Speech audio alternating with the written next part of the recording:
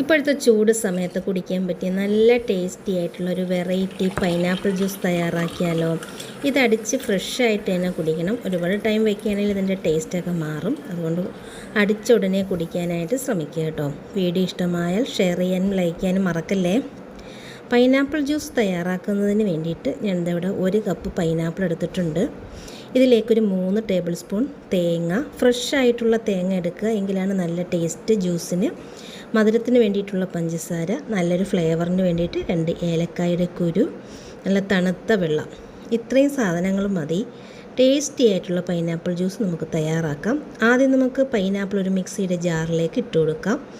ഇതിലേക്ക് നമ്മൾ എടുത്തു വെച്ചിട്ടുള്ള 3 ടേബിൾ സ്പൂൺ തേങ്ങ ചേർത്ത് കൊടുക്കാം. ഒരുപാട് തേങ്ങയൊന്നും ചേർക്കേണ്ട, വളരെ കുറച്ച് തേങ്ങ ചേർത്താൽ മതി, എങ്കിലേ നല്ല ടേസ്റ്റ് കിട്ടത്തുള്ളൂ.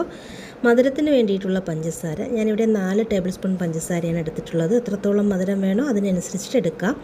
നല്ല തണുത്ത 2 ഗ്ലാസ് വെള്ളമാണ് ഒഴിച്ചു കൊടുക്കുന്നത്. ഞാനിവിടെ 2 ഗ്ലാസ് ജ്യൂസാണ് തയ്യാറാക്കുന്നത്. എന്നിട്ട് നല്ലതുപോലെ ഒന്ന് അടിച്ചെടുക്കാം. അടിച്ചെടുത്തിട്ടുള്ള ഈ പൈനാപ്പിൾ ജ്യൂസ് നമുക്കൊന്ന് അരിച്ചെടുക്കണം. ചെറിയ കണ്ണിയുള്ള അരിപ്പയിലൂടെ അരിച്ചെടുക്കുന്നതായിരിക്കും നല്ലത്. കാരണം നമ്മൾ തേങ്ങയൊക്കെ ചേർത്തിരിക്കുന്നത് കൊണ്ട് തന്നെ നല്ലതുപോലെ ഒന്ന് അരിച്ചെടുക്കുക. എന്നിട്ട് ഇതിൻ്റെ കൊത്തൊക്കെ അങ്ങ് മാറ്റി വയ്ക്കുക.